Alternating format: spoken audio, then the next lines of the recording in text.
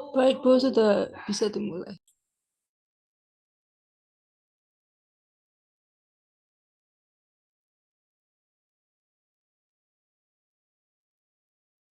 Sudah ya?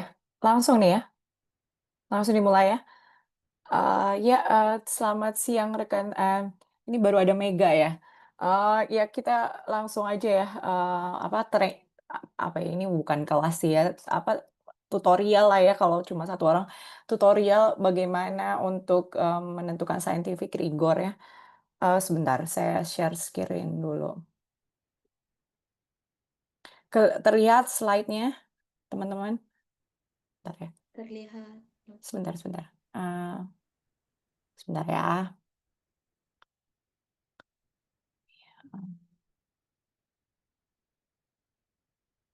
Bentar, oke, sebentar.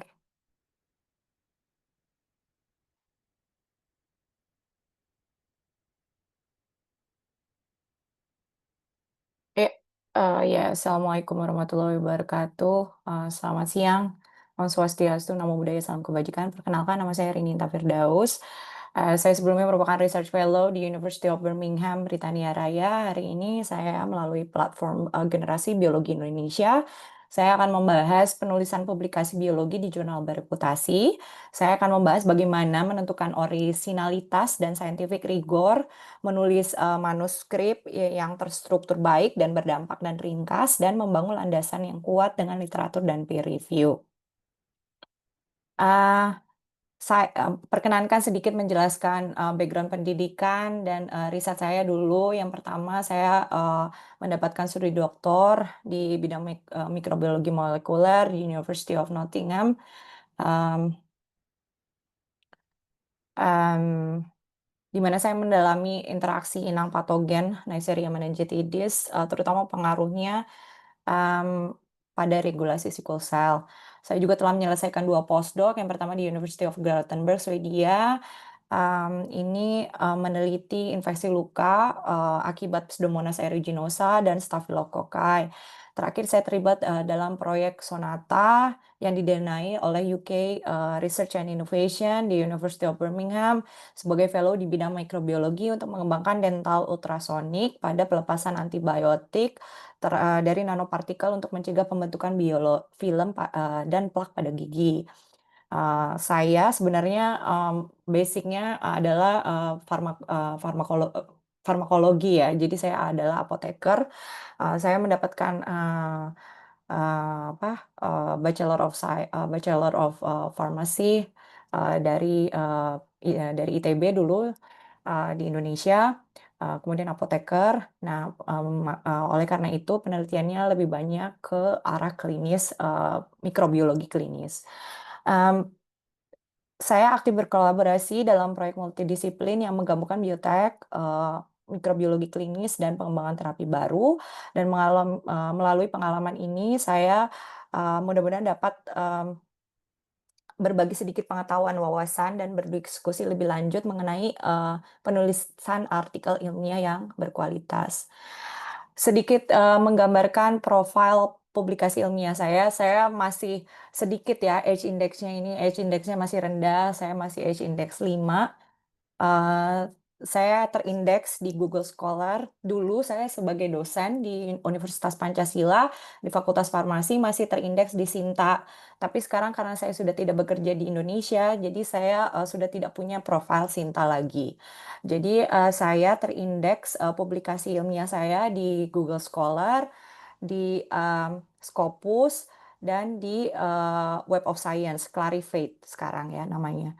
Nah, ini penting, terindeks publikasi ini sebagai matriks ini penting untuk menilai bagaimana kita produktif dalam memberikan output publikasi dari tahun ke tahun.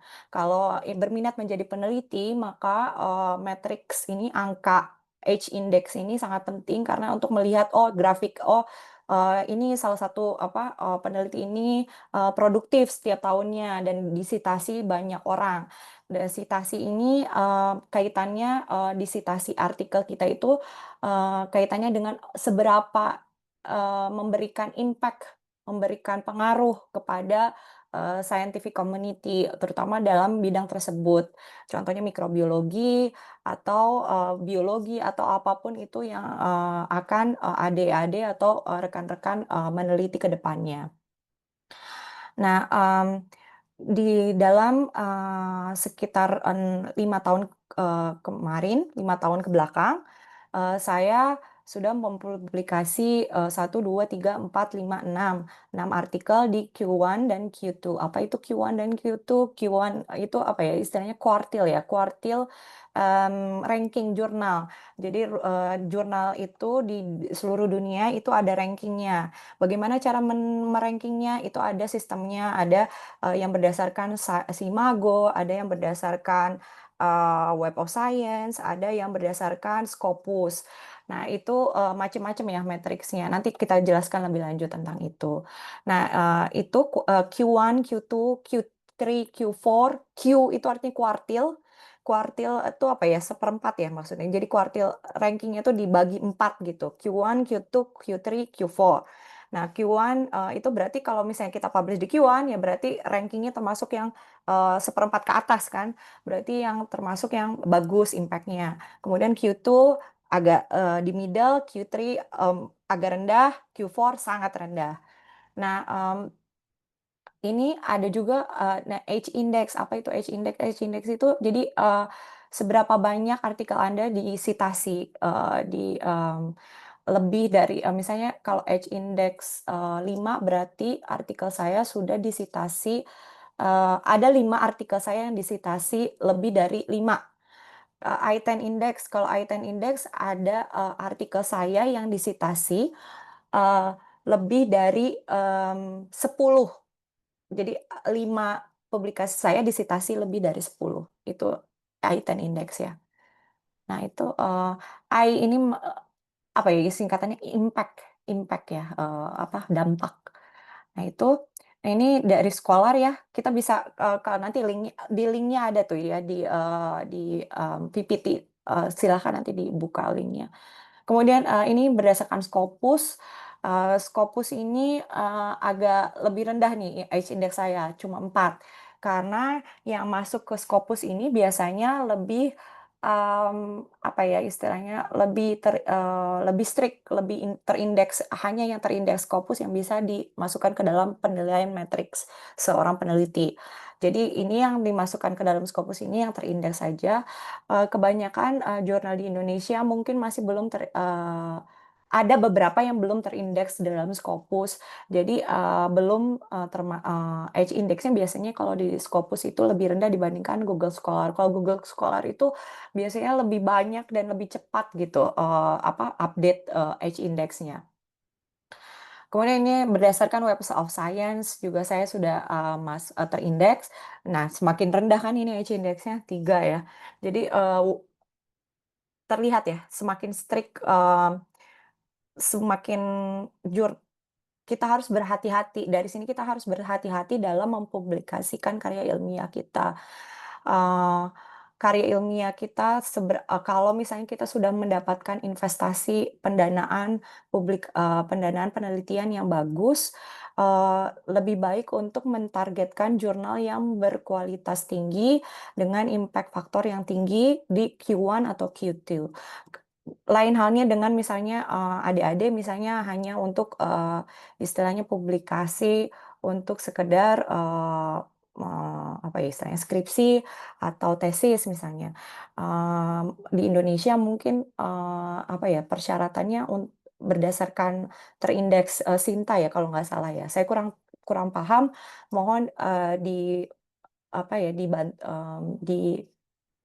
dicek kembali apa syarat publikasi di Indonesia. Saya kurang paham update terbaru tahun 2025 ini seperti apa.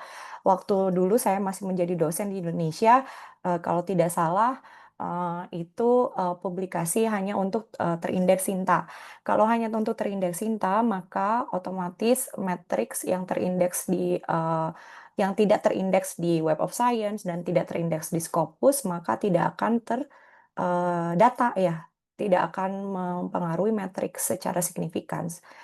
Um, Matriks ini ya, ini juga, akan apa ya, istilahnya berpengaruh ketika seseorang ingin mendapatkan, apa istilahnya, dana penelitian, hibah dana penelitian internasional. Mereka akan menilai dari H index ini. Jadi, apa ya istilahnya, track record untuk menilai seseorang, untuk, melanjutkan karir akademik ke depannya. Jadi, kembali ke topik presentasi hari ini dan besok. Hari ini saya akan membahas, tentang, menentukan orisinalitas dan scientific rigor. Kemudian, besok ini menulis manuskrip terstruktur baik yang berdampak dan ringkas dan membangun landasan yang kuat dengan literatur dan, peer review. Adapun referensi artikel yang dapat dibaca lebih lanjut yaitu artikel dari, ini ya, American Society, for Microbiology, Rigorous Science, How to Guide. Ini ada linknya di sini. Jadi ini, dalam menentukan, scientific rigor, ini ada panduannya di sini. Jadi, nanti ada pertanyaan-pertanyaannya di tabel, kita bisa tinggal checklist. Nah, ini, yang kedua, artikel yang kedua ini adalah Consort 2025 Statement. Consort 2025, ini tuh, apa ya, panduan ya, guideline untuk kalau adik-adik atau rekan-rekan akan, melakukan clinical randomized trial ya. Saya, background-nya lebih banyak ke, trial ini, jadi, oleh karena itu saya memberikan update, tentang, guideline, untuk mendesain eksperimen yang, berkaitan dengan, pengembangan obat baru, clinical trial, dan, apa, disrupsi disrupsi treatment ya misalnya, atau pengaruh, pengobatan terhadap, pengaruh intervensi terhadap pengobatan yang, sudah dilakukan di rumah sakit misalnya. Nah ini, salah satu guidelines-nya, Consort 2025. Mmm, so, ap Oke, balik lagi ke, dasarnya ini. Apa itu yang disebut dengan originalitas, penelitian? Apa itu originalities tadi itu ya? Itu tingkat kebaruan dan keaslian ide, metode, dan hasil dalam suatu penelitian. Ini, menjawab pertanyaan, apa sih biasanya kan kalau misalnya kita mau bikin proposal penelitian, seberapa baru itu penelitian Anda? Nah itu jadi, ini menjawab pertanyaan apa yang belum diteliti, berarti kan kalau belum diteliti berarti itu masih original ya. Terus menggunakan pendekatan atau metode baru, tidak harus baru misalnya pertanyaannya, tapi metodenya baru. Kalau metodenya baru berarti kan kayak, pengembangan metode ya. Kemudian apa, apakah juga bisa memberikan perspektif baru? Misalnya ada artikel yang kita sasar tuh, oh ini, kesimpulannya salah atau kesimpulannya kurang efektif untuk diterapkan di, saat ini. Nah, itu juga bisa meningkatkan originalitas dari suatu studi. Nah, apa yang disebut dengan scientific rigor? Scientific rigor itu adalah, tingkat ketelitian dan validitas metodologi yang dilakukan dalam penelitian. Ini dapat, memberikan desain riset yang tepat, pengambilan data yang akurat, analisis yang sesuai, dan, reproduksibilitas dari studi yang, adik-adik akan lakukan. Jadi tingkat ketelitian ini scientific rigor ini menentukan kualitas studi dari, penelitian adik-adik yang akan lakukan. So, gimana cara menilai originalitas? Cek the state of the art atau tinjauan, pustaka terbaru. Gunakan tools seperti sekarang macam-macam ya toolsnya software untuk menilai originalitas. AI banyak sekali itu. Tapi ini untuk yang sebelum AI ya, sebelum AI ini.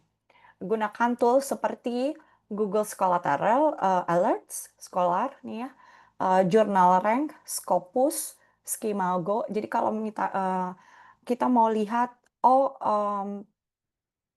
apa, ranking jurnal, ini ada di Scopus, Skimago, kemudian Web of Science, Clarivate, ini well index ya, yang tadi saya lihatkan, profilnya tadi. Yang ini. Nah, ini Web of Science ini, itu dia, lebih ke apa ya istilahnya, lebih, integrate kalau adik-adik nanti ke depannya, setelah publikasi banyak gitu, nanti biasanya akan diundang untuk, melakukan peer review. Peer review itu jadi menilai suatu jurnal layak atau tidak untuk dipublikasi. Nah, di jurnal internasional. Nah, peer review itu kalau adik-adik sudah dapat, tugas peer review diundang untuk menjadi reviewer, nah itu nanti akan juga, apa namanya, terindeks di Publon namanya. Nah, Publon ini terintegrate dengan Web of Science. Jadi satu nanti di situ, Web of Science. Kemudian PubMed. Nah, PubMed ini untuk, apa ya istilahnya, jurnal yang lebih ke, medicine ya, ke kedokteran. Ini di US base-nya, US based. Saya coba satu-satu ya, ini untuk dasarnya sangat dasar ya. Menentukan originalitas, ini sangat simpel. Saya skip dulu ya ini ya, PPT-nya. Mmm, Coba kita buka ya, Scholar. Mmm,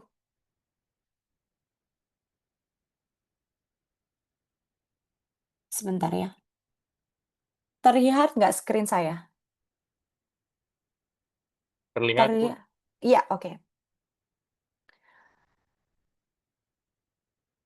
Jadi ini Google Scholar ya, pasti semuanya udah pernah nih ya. Ada yang belum pernah belum? Pasti udah pernah ke Google Scholar ya? Kemudian, Google Scholar, misalnya saya mau ngetik, "Oh saya penelitiannya," nah ini salah satu yang penting, cari keyword yang sangat-sangat spesifik untuk penelitian Anda. Keywords ini sangat menentukan. Misalnya saya ini, saya kan, lebih ke, apa, penelitiannya tentang, joint infection ya. Joint infection itu infeksi pada panggul misalnya, infeksi. Nah, ini sangat spesifik ya, ini contoh saja, contoh. Prosthetic joint kelihatan ya? Apa, saya ngetik ini kelihatan nggak? Kelihatan, Bu. Oke oke, prosthetic joint infection, search ya. Oke, nah ini kan di kursornya kelihatan ya, kursornya? Oke, jadi di bagian kiri itu ada since, 2025, since 2024, since 2021. Nah, ini klik yang since 2025, of course ya paling paling baru itu ya, berarti kan paling baru.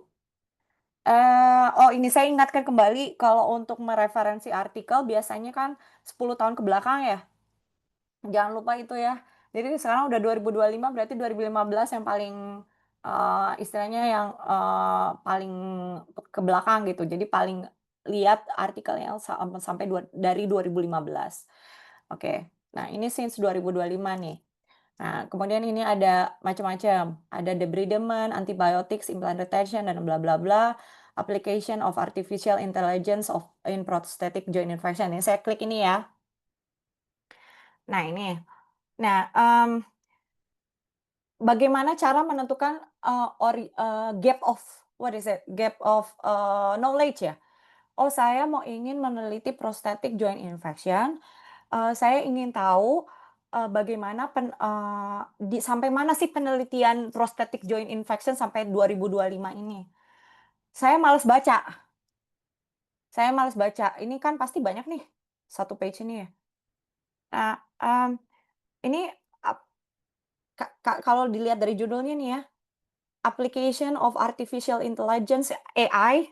AI sekarang kan lagi merajalela ya. AI itu, mulai itu 2020 kalau nggak salah, berarti kan masih up to date gitu. Nah terus, AI ini semua mahasiswa pasti saya yakin pakai AI sekarang ini, ChatGPT, whatever. Itu semua pasti pakai.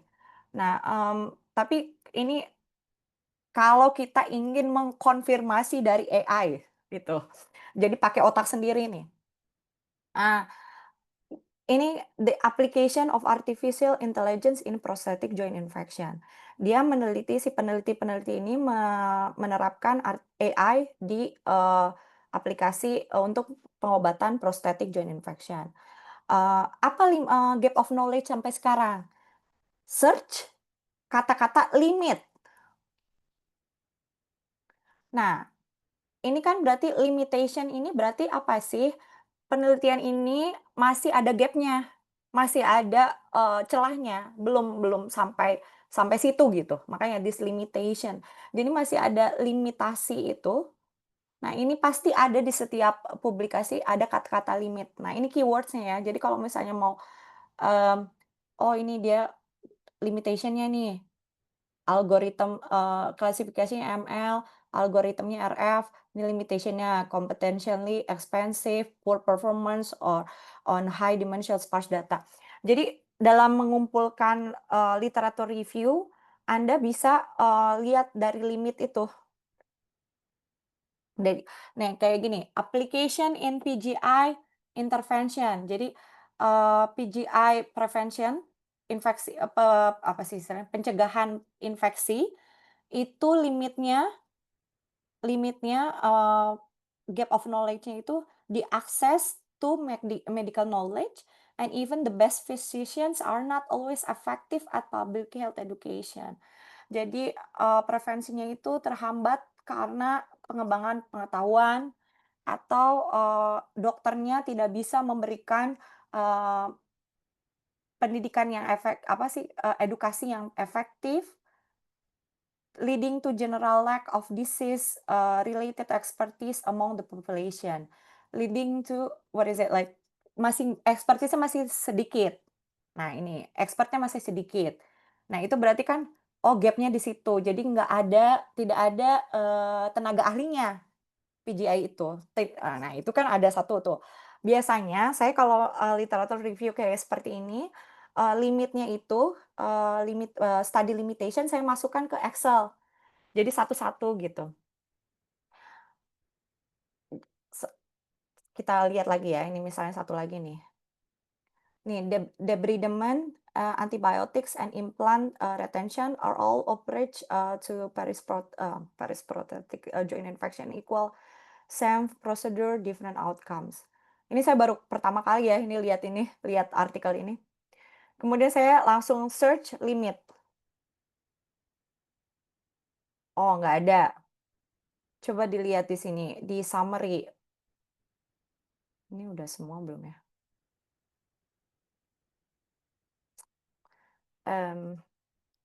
Coba sebentar. Future kalau nggak ada limit di situ, sebentar, mana ya tadi? Future direction. Coba kita lihat future direction. Nah ini, future. Nah ini. Kata-kata future juga. Kata-kata future ini salah satu keywords yang, efektif ya untuk melihat gap of knowledge. Jadi, future providers and clinical researchers should precisely declare the indication of for the variables that influence decision making for treatment options, the surgical, technique applied, and the type and duration of antimicrobial therapy. Dari sini kita bisa tahu, oh berarti treatment PGI itu, walaupun sudah ada DAIR, tapi apa sih ini, tipe dan durasinya dari terapi antimikrobial itu masih terbatas. Nah ini, karena dokter itu tidak bisa indikasi dari DAIR itu secara akurat gitu. Nah itu ya, kayak, eee, keywords, yang penting itu adalah keyword sebenarnya dalam triknya itu dari keywords-nya itu.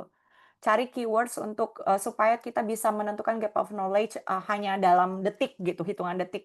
Tapi kalau sekarang kan AI ya udah bisa ya, ChatGPT tinggal ketik, oh what is the gap of knowledge of this article, langsung keluar kan semua, itu. Mmm, itu satu, balik lagi ke presentasi ya.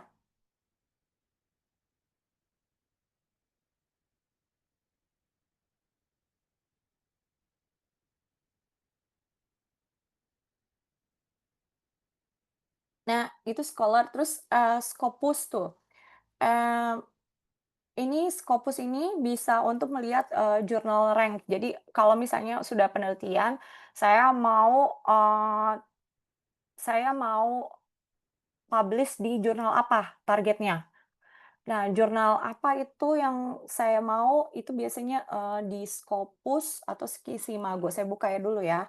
Scopus, Scopus, ini mana nih Scopus? Tadi ada nih Scopus. Sebentar.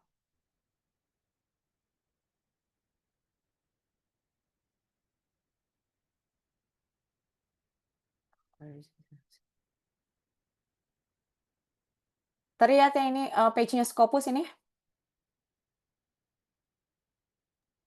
Hanya terlihat toolbar-nya saja, Bu. Ah, Sebagian. cuma lihat sebagian aja ya? Ya, Bu. Oh, oke. Sebentar sebentar sebentar. Ya. Oke. Kenapa ya? Mmm.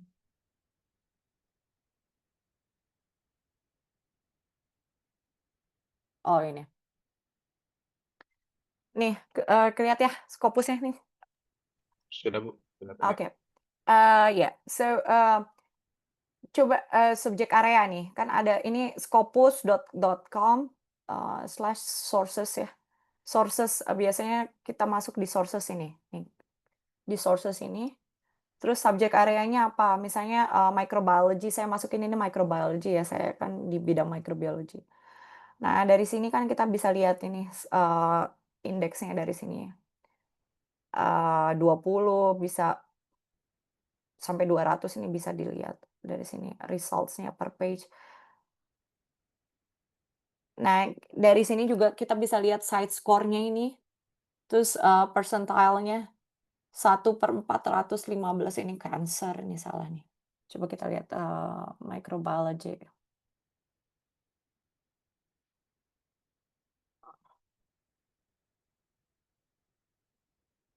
Nih, clinical microbiology reviews, Nature Microbiology, terus itu ranking kedua dari 148, kemudian Trends in Microbiology, ini itu 6, 357.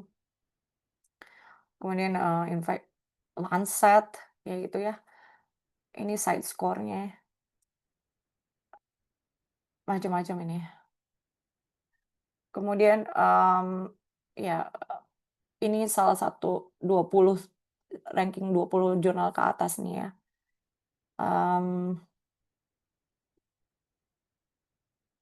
Kalau dibuat 200 bisa terlihat di sini ya. Kita bisa lihat di sini sampai Q4 tuh. Wah, banyak banget. Nah, yang perlu diperhatikan adalah ini citation score ini ya, site score. Site score ini, hampir sama dengan impact factor. Jadi, dia apa istilahnya, ya impact factor. Jadi, kalau sudah dapat impact factor yang bagus, berarti kan, kita nanti matriksnya, di mana-mana jauh lebih mudah disitasi ya, orang lebih mudah menemukan artikel Anda, apalagi kalau open access. Nah, ini satu trik ya, lebih baik Anda publikasi di open access. Oke, harganya mahal untuk publikasi di open access, tetapi, semakin artikel Anda akan semakin berdampak karena akan lebih mudah diakses oleh banyak orang. Satu lagi trik ya untuk mendapatkan impact factor yang, satu lagi untuk mendapatkan publikasi yang bagus itu adalah, berikan keywords yang bagus untuk artikel Anda. Keyword yang semakin spesifik, dan sesuai dengan jurnal yang dituju, akan memberikan, sitasi yang lebih banyak kepada artikel tersebut. Itu salah satu kuncinya. Ya, ini untuk Scopus, kemudian, ada lagi tadi di, Simago ya, Simago nih ada lagi nih Simago, Simago, SCIMAGOJR.com. Nah, ini jurnal misalnya, Medical Microbiology Research. 。Ini kok nggak nyala ya? Kenapa nih?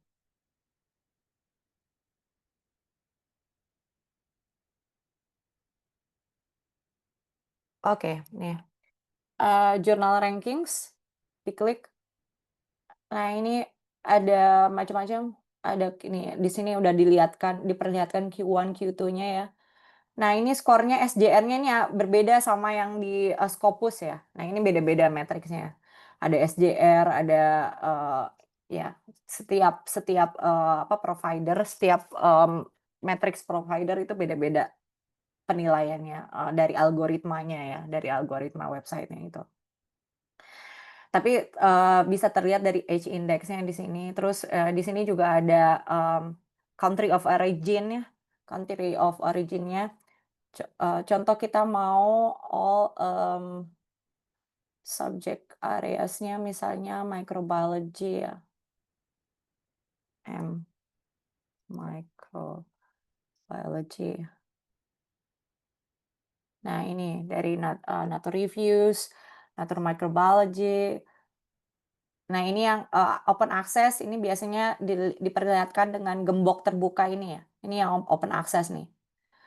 Nah, sekali lagi saya bilang open access ini lebih mudah untuk disitasi sehingga artikel Anda akan lebih mudah untuk ditemukan oleh orang-orang dan akan lebih mudah meningkatkan matriks Anda ke depannya.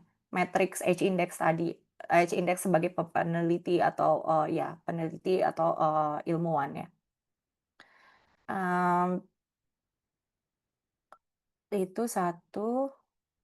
Kemudian apa lagi nih? Oh, PubMed. PubMed ya, sebentar. Nah, ini. PubMed ini juga bisa untuk menentukan apa gap of knowledge ya. Gap of knowledge, misalnya saya ingin tahu, oh saya ini ingin meneliti transkripsi gen dengan menggunakan apa misalnya satu teknik misalnya di ddPCR. Di ddPCR itu droplet digital PCR misalnya. Droplet digital PCR itu bisa sebenarnya untuk meneliti transkripsi gen gitu kan bisa pakai macam-macam metode ya. Nah, misalnya saya mau random aja gitu. Saya mau pakai yang baru nih, droplet digital PCR. Oke, kita lihat ya. Droplet digital PCR for apa misalnya patogen Staphylococcus misalnya. Ini baru baru baru kali ini ya, ini lihat search. Your search was processed without an automatic term mapping because it retrieved 0 results.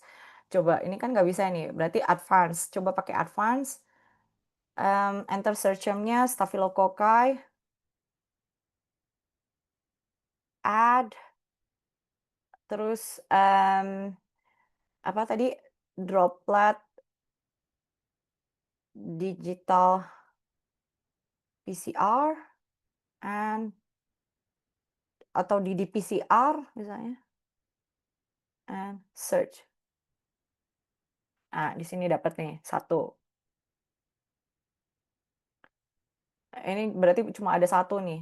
Accurate detection of methicillin resistant Staphylococcus aureus in mixture of used single bacterium duplex droplet digital PCR. Berarti kan ini menandakan bahwa dengan keyword ini hanya 1 tuh yang masuk gitu. Coba kita berarti kan baru ini salah satu metode baru sebenarnya di PubMed ini ya, berdasarkan PubMed tapi ya, berdasarkan PubMed. Coba kita lihat di Scholar ya.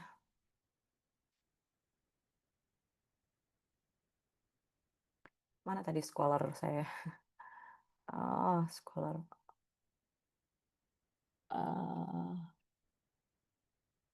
Coba kita buka aja di sini. Baru. Scholar, google.com.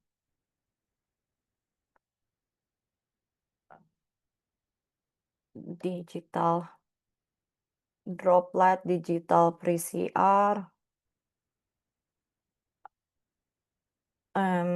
Apa sih namanya? Staphylococci.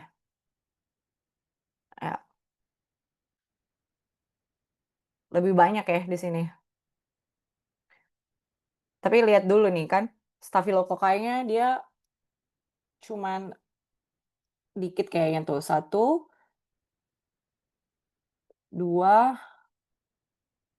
3, 4, 5, 6.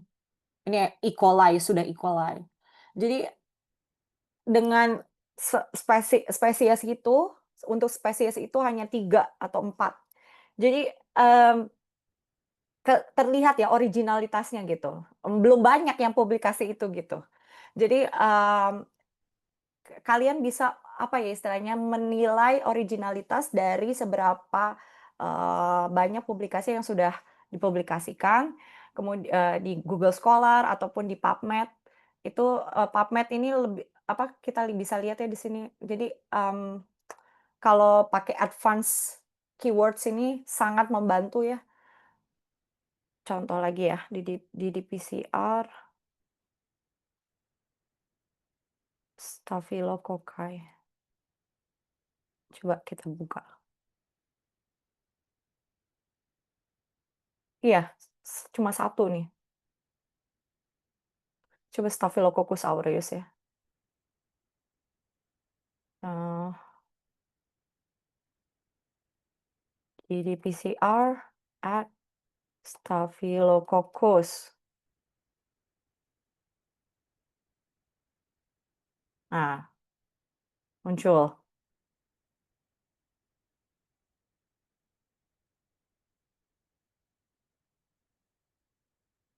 17 result. Jadi cuma hanya 17 nih.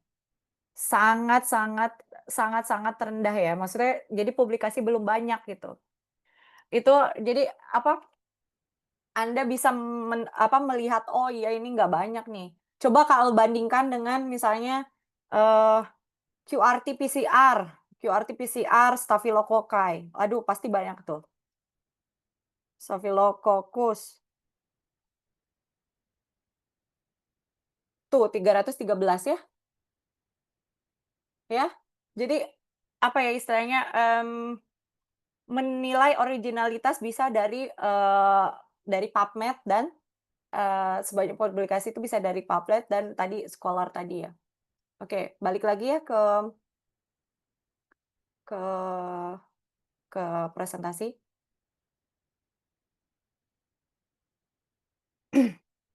Oh, terus, ada lagi nih, Coral AI itu ya. Coral AI itu sangat bagus ya, untuk menilai hipotesis.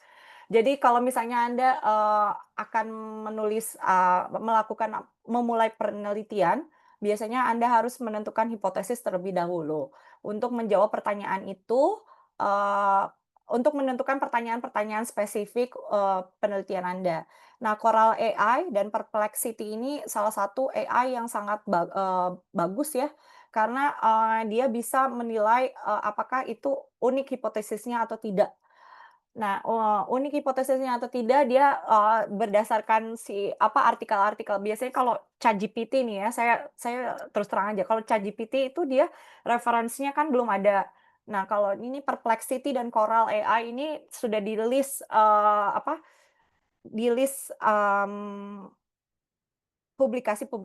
artikel-artikel yang disitasi. Nah, tapi masih ada kelemahannya ini ya.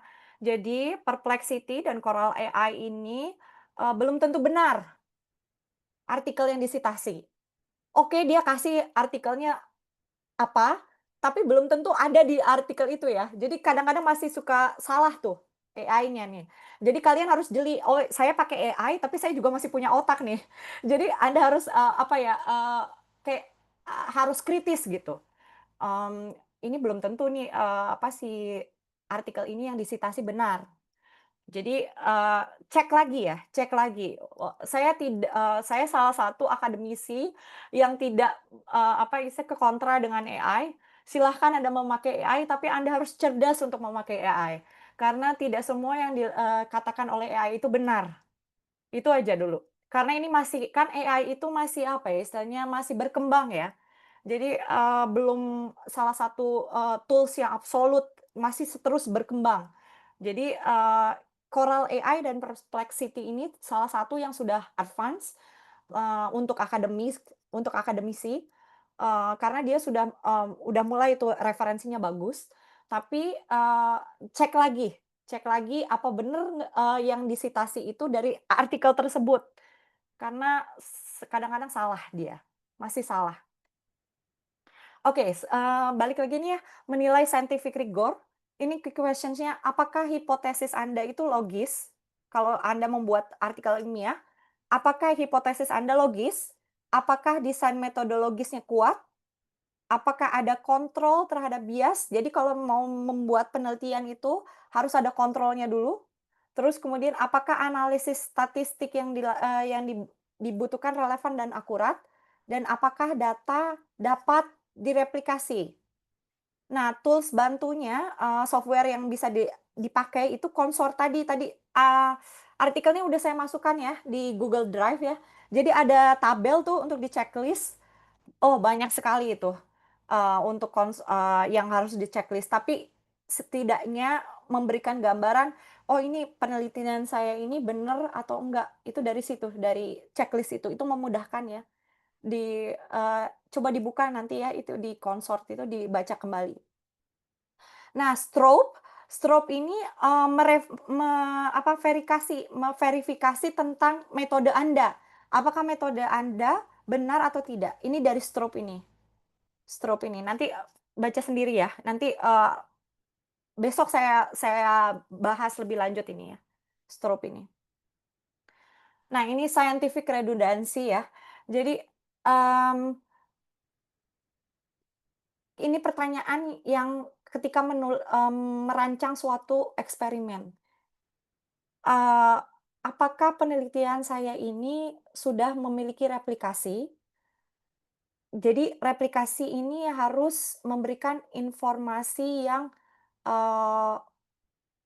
bisa memberikan, oh ini saya udah melakukan repetisi gitu, dan sehingga bisa menyatakan apakah perlakuan itu berbeda secara signifikan atau tidak secara statistik.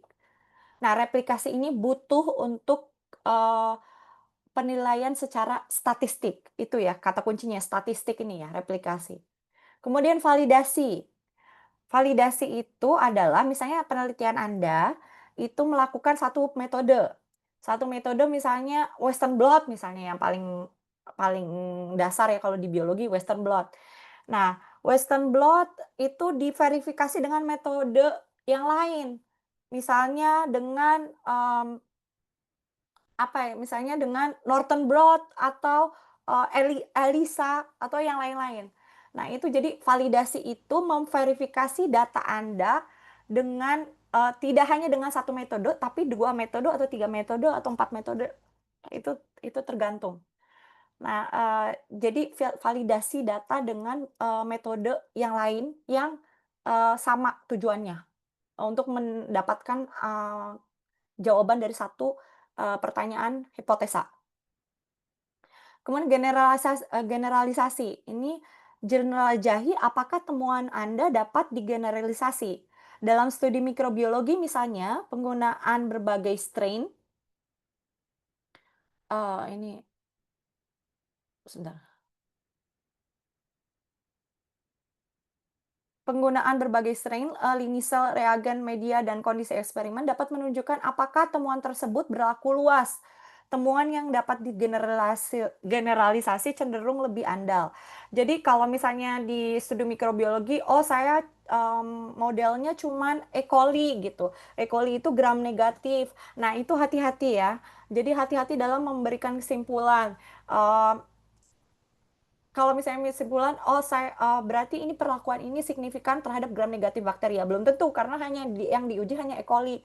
Jadi misalnya kalau gram negatif at least 3 strain atau 3 spesies, Misalnya, nah itu yang studi-studi semacam itu ya yang harus diperhatikan ya. Simpulan tidak bisa digeneralisasi secara gampang gitu. Kemudian perturbasi. Kalau misalnya terjadi perubahan sistem, misalnya ada ubah pH atau kekuatan ionik dalam kondisi eksperimental.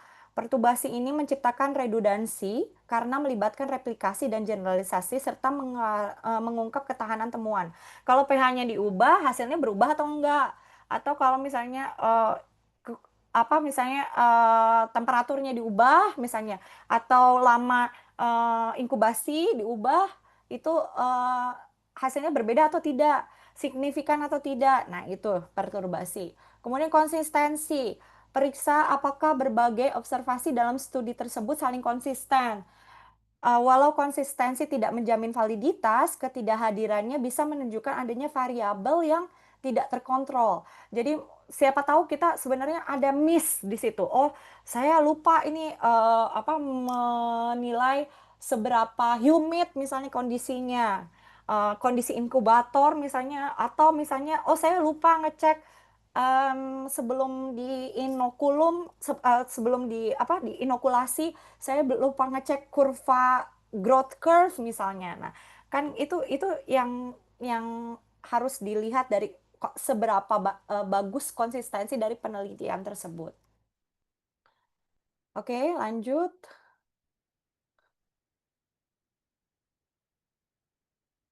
Nah, ini plagiarisme nih. Plagiarisme cek. Biasanya pakai Turnitin ya. Ada udah pernah pakai Turnitin sebelumnya? Ada di sini ada yang sudah pernah pakai Turnitin? Sudah pernah, Bu. Sudah ya? Sudah, Sudah. ini biasanya Turnitinnya di-integrate sama Canvas ya? Atau gimana biasanya? Biasanya dibantu sama staff Oh, sama staff akademik. ya? Oke. Ya, Ya. Jadi, saya, beritahu ya kalau misalnya Anda memakai AI, saya tidak kontra AI, makanya saya bilang saya tidak kontra AI.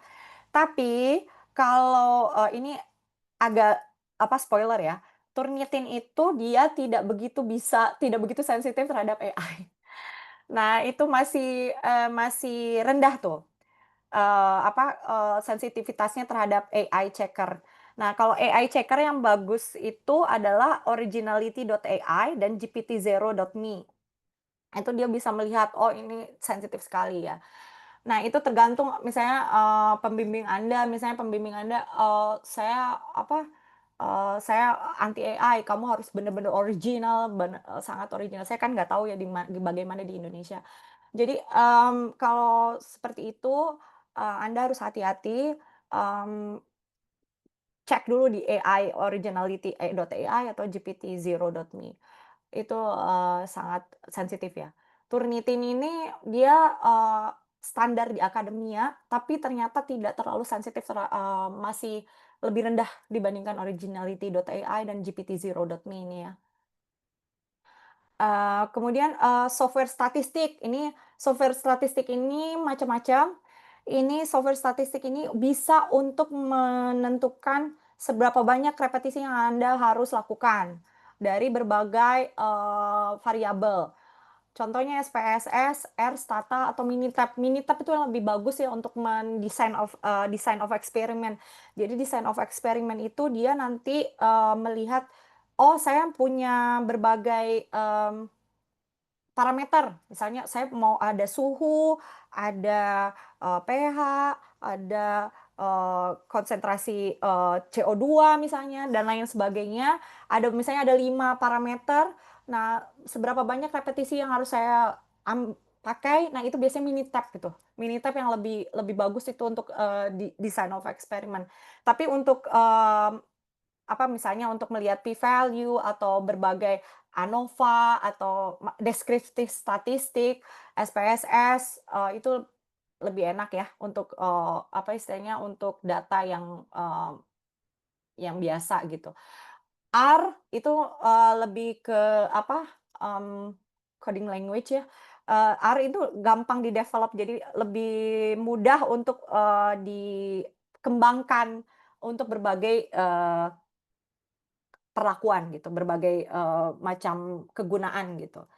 GraphPath ini untuk visualisasi. Jadi kalau visualnya Anda ingin lebih bagus, GraphPath itu yang paling, apa ya istilahnya, paling artistik, bukan artistik ya, lebih lebih apa ya, dari secara warna, dari secara compact, itu saya lebih bias ke GraphPath karena, ya itu, apa ya istilahnya, coba bukalah Nature atau, artikel-artikel yang, di, jurnal-jurnal Q1, rata-rata pakai GraphPath dia. Mmm, itu kalau R atau misalnya pakai coding language, Python, itu biasanya, visual graph-nya kurang bagus ya. Masih kurang bagus. Biasanya diterjemahkan lagi ke GraphPath gitu. Jadi secara statistik dilihat di SPSR, R, Stata, tapi, grafiknya nanti dipindahkan lagi ke GraphPath Prism, biar lebih bagus gitu kelihatannya dari segi warna dan, representatif di scientific article. Kemudian referensi metodologi ini, bisa pakai Sage Research Methods. Itu dia, coba kita buka ya di sini, kayaknya saya udah buka ini. Eee,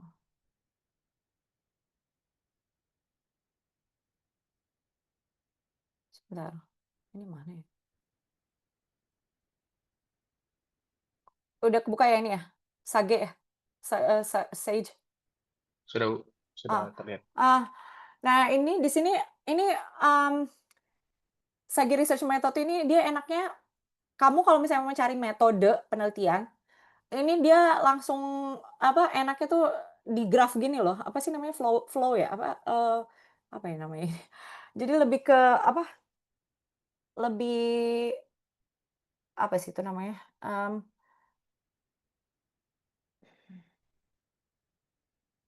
methods map ya, ada map-nya, ada petanya gitu. Nah, misalnya, saya mau lihat Western blot misalnya, coba.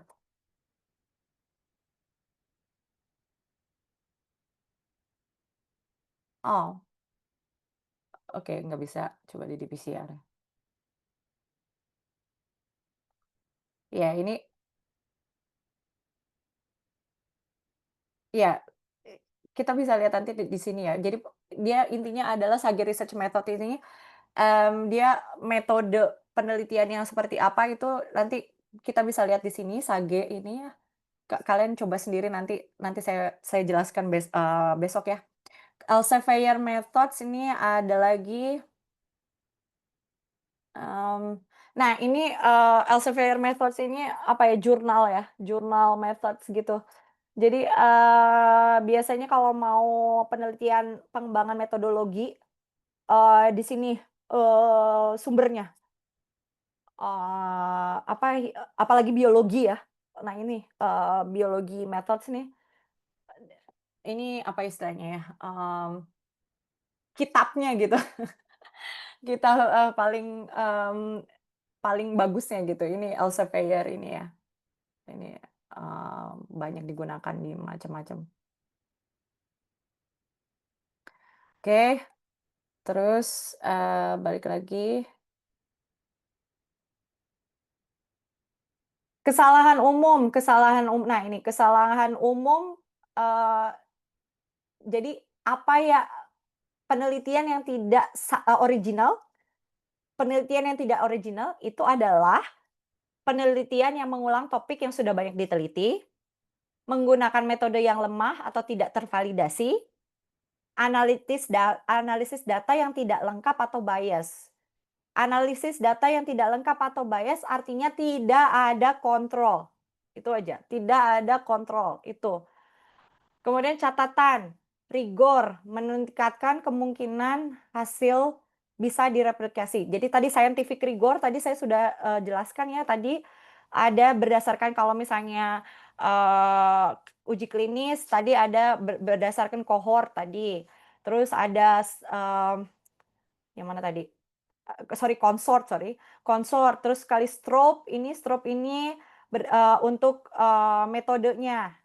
Nah, ini ada checklist-nya, silahkan dibuka ini ya.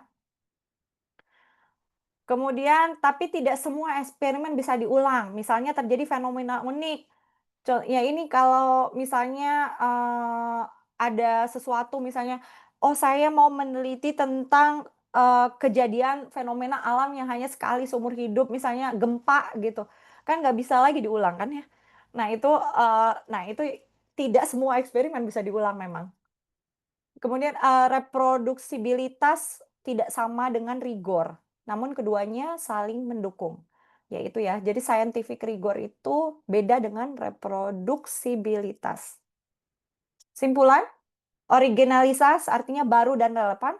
Saya ulangi lagi, originalitas bisa dicek tadi, kalau di biologi bisa dicek berdasarkan dari Google Scholar tadi ya, dengan keywords yang sesuai. Jadi kalau misalnya mau menulis, kalian juga harus bilang gitu, oh saya sudah melakukan review terhadap dengan keywords berikut, terdapat hanya 4 artikel dari 2025. Nah itu kan itu terlihat ya, oh ini benar-benar original gitu. Terus scientific rigor itu teliti, valid dan bisa replikasi. Tunjukkan checklist itu. Jadi checklist yang tadi yang dari berdasarkan tadi consort sama consort sama strobe tadi. Oh, ini saya sudah memenuhi syarat-syarat itu. Ada checklistnya. Kemudian kombinasi keduanya itu merupakan penelitian yang berkualitas tinggi. Biasanya kalau submit misalnya di Nature atau di apapun, saya belum pernah ya, jujur saya belum pernah submit di Nature. Itu salah satu mimpi saya tuh untuk submit di Nature. Jadi kalau untuk submit di Nature itu biasanya salah satu modalnya itu dari sini. Jadi scientific rigornya ini. Jadi checklist-nya udah memenuhi semua itu belum? Scientific rigor itu. Kalau sudah ya, oh berarti ya memang harus baru bisa di peer review oleh eee, istilahnya ilmuwan-ilmuwan yang eee, kompeten di bidang itu. Sampai sini ada pertanyaan? Saya izin bertanya. Iya, silakan silakan silakan. Nah, kan sebelumnya saya Ihsan Mhm. terkait AI tadi. Mhm. Jadi kan saat ini memang kita perlu hati-hati terhadap penulisan manuskrip Mhm. artikel ya, Mhm. terutama dengan menyitir dari berbagai sumber. Nah, Mhm. ketika menggunakan AI itu, apakah dalam batasan tertentu, misalnya satu paragraf itu hanya dibatasi berapa kalimat saja, atau memang sebaiknya eh, dijadikan acuan saja, tidak di-copy ke dalam manuskrip tersebut. Itu, Bu. Yang pertama. Boleh Iya, dua, Bu? kenapa? Iya, silakan silakan. Ah, itu pertanyaan pertama. Kemudian pertanyaan kedua mungkin tidak berkaitan dengan AI, tapi saya penasaran terhadap gaya penulisan ini, Bu. Apa mungkin tidak dibahas tadi, tapi gaya penulisan latex yang mungkin Oh iya. belum belum banyak dibahas di Indonesia. Nah, mungkin kalau boleh dijelaskan, Bu, seperti apa tentang Eee, latex tersebut. iya Nah, itu mungkin saya. Terima iya. kasih. Yang pertama AI ya, seberapa banyak? Saya boleh tanya lagi nggak? Tanya ke Anda gitu, Anda Boleh, Bu. ini, jadi untuk maaf, Ihsan ini, mahasiswa S2 atau S1 atau S3? Kebetulan baru selesai S2, Bu. Oke, jadi baru lulus S2 ya. Jadi, ketika pasti ada uji Turnitin ya sebelumnya ya? Ada, Bu. Nah, uji Turnitin minimal berapa persen? Di Maksimal 20%, Bu. Nah ya itu, dari situ.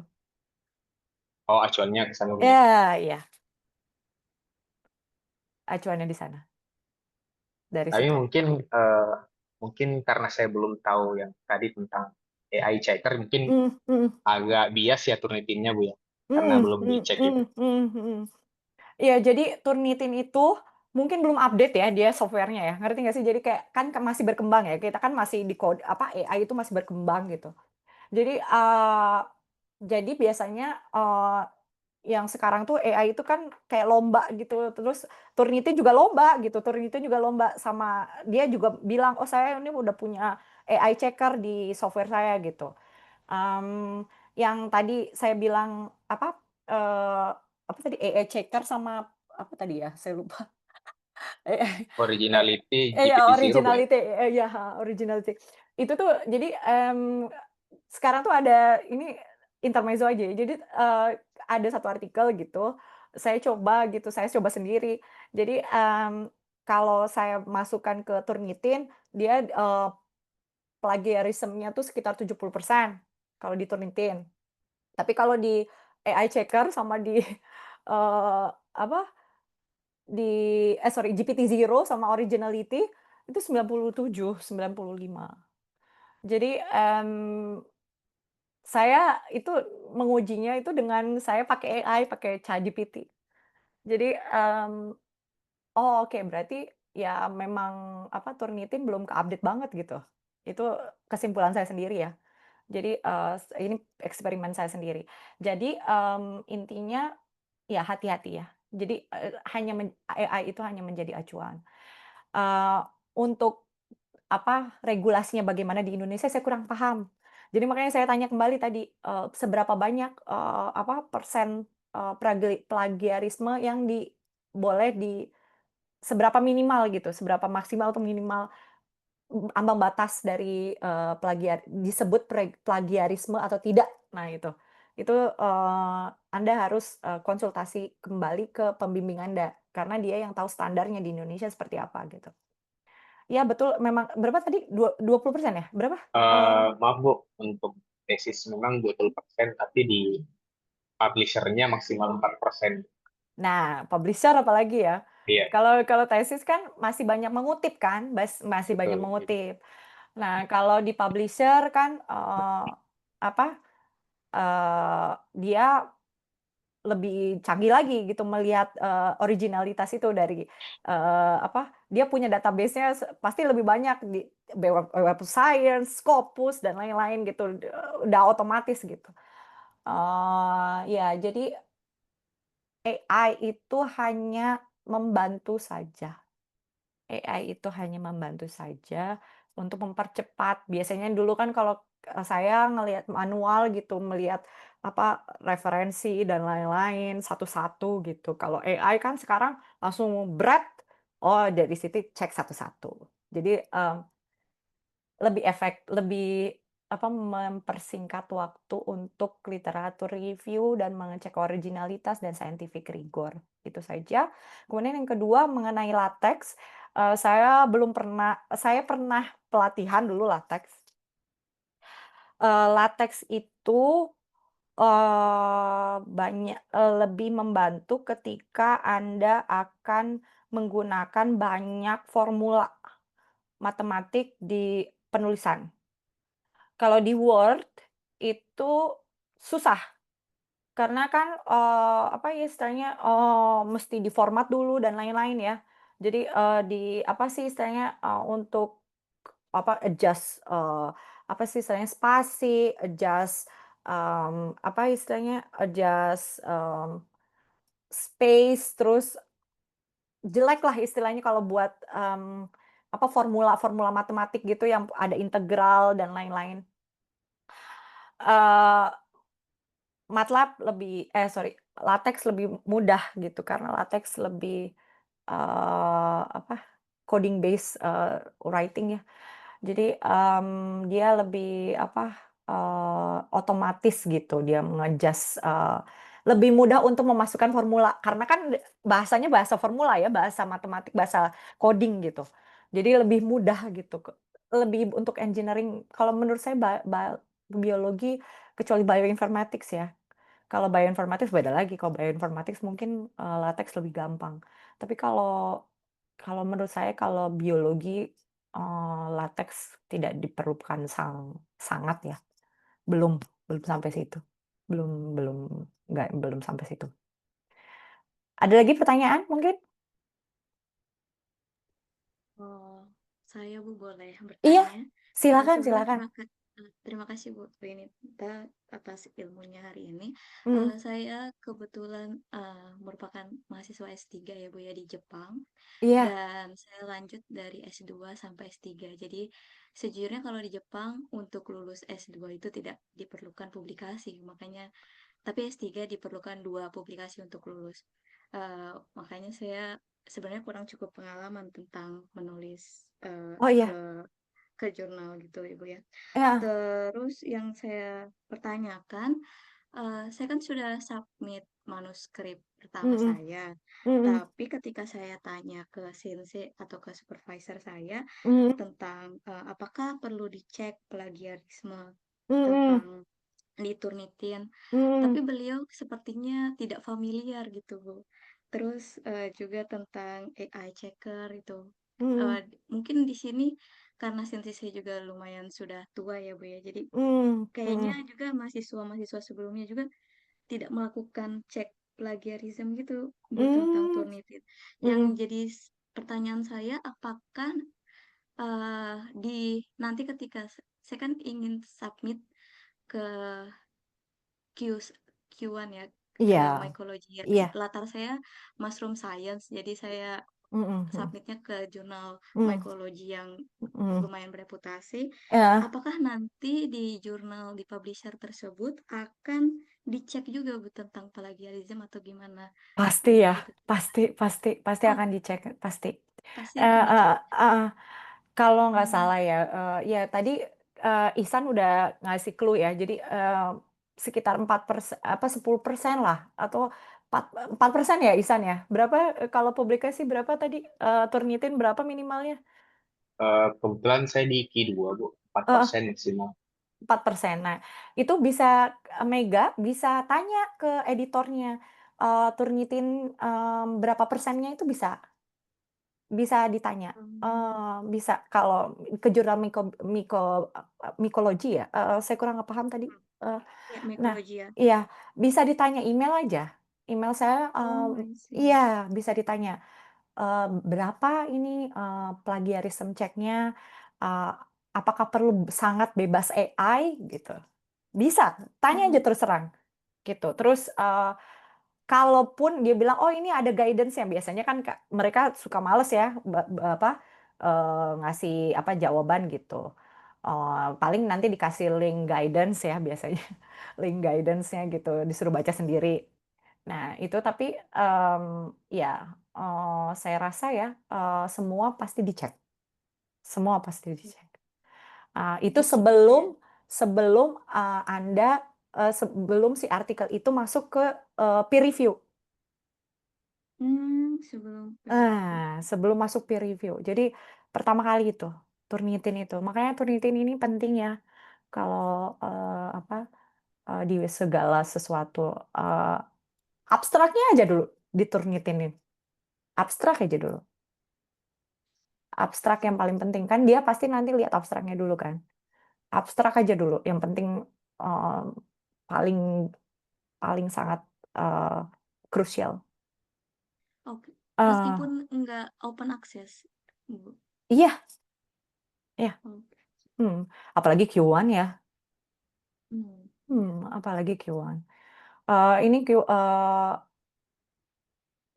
negaranya apa ya jurnal mycology ini ya? Saya kurang paham. Amerika, Oh, Amerika, Amerika, iya. US ya. US mungkin dia masih toleran AI ya. I see. Kalau US toleran AI. Tapi kalau UK mungkin tidak. Oh, Eropa ya. hati-hati kalau Eropa. Kalau US AI kan asalnya dari US ya. Ya mungkin masih toleran lah. Oke. Hmm. Hmm. Terima kasih Iya, sudah sama-sama, sama-sama. dikasih. Ada lagi pertanyaan? Silakan ya, ini besok mulai nih teknis menulis ya. Teknis menulis satu-satu lah, nanti dijabarin dari introduction, abstract, introduction, methods, terus apa lagi ya, results, discussion. Discussion itu yang paling tricky ya kalau buat menulis. Kemudian references, literatur review juga nih perlu ya. Em, ya, Ada saran saya harus ngajarin apa besok? Boleh bertanya lagi, Bu? Iya, silakan, silakan. Jadi saya pernah membaca salah satu artikel, Bu, Hmm, dibahas tentang salami slicing, Bu. Mungkin pernah dengar. iya. Eh, Menurut Ibu itu salami slicing masuknya ke scientific redundancy atau dia ke plagiarism? Sorry, kurang terdengar apa tadi? Bisa diketik? Apa tadi? Eh, Di chat aja, di chat. Salami slicing. Oh iya. Salami slicing.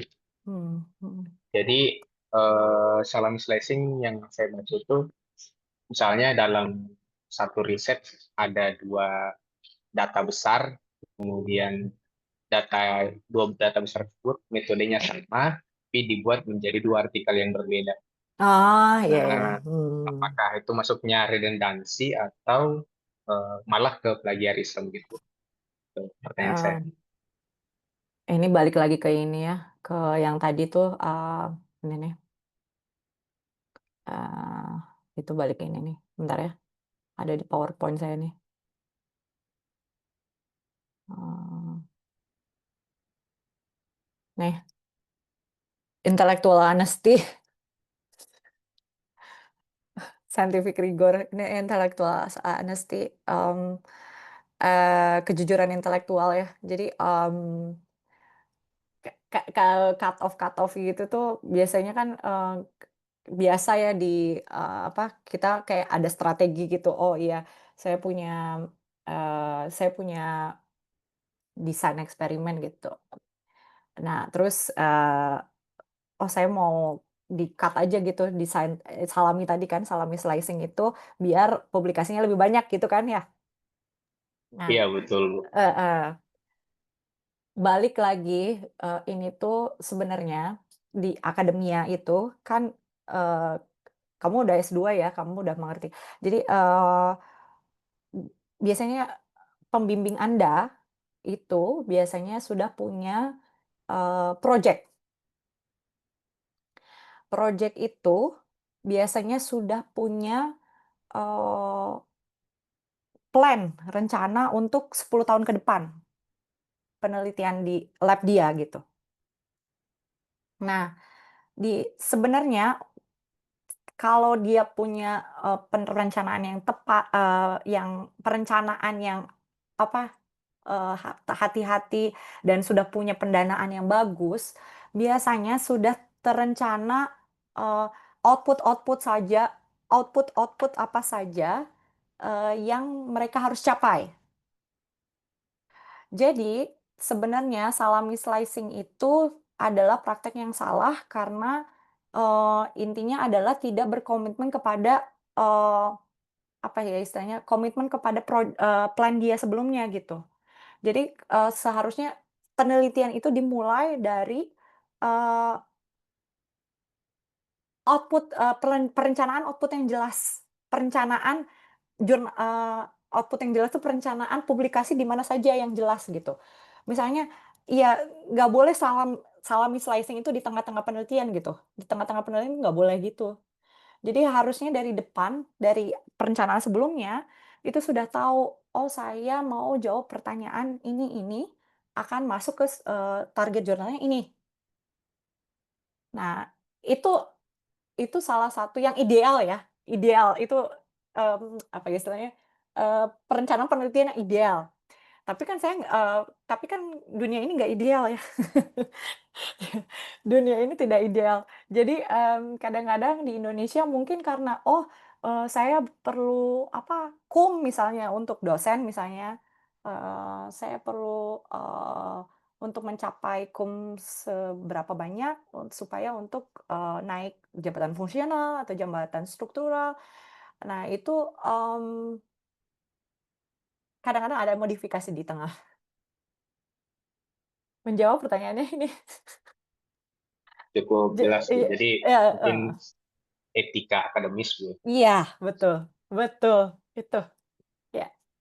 Jadi bukan masuknya ke scientific redundancy, tapi lebih ke etika, Bu. Iya, betul. Nah, baik. Heeh, Terima kasih. iya, ya. Ada lagi pertanyaan? Ya, ya sekian dulu ya berarti dari saya. Besok, insya Allah ya, kita, bahas teknis menulis, satu-satu. Kalau ada pertanyaan atau apapun itu silahkan di WA ya, japri atau apapun silahkan, saya terbuka ini. Banyak waktu nih sebelum, role yang baru, bekerja di tempat yang baru. Terima kasih banyak sebelumnya teman-teman, Ihsan, Mega, eee terima kasih, saya kembalikan ke admin ya.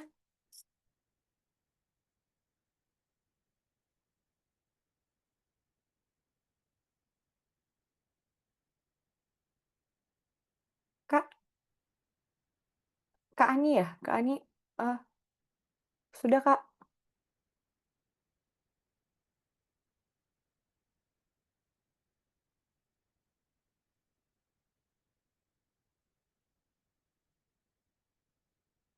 Halo Kak?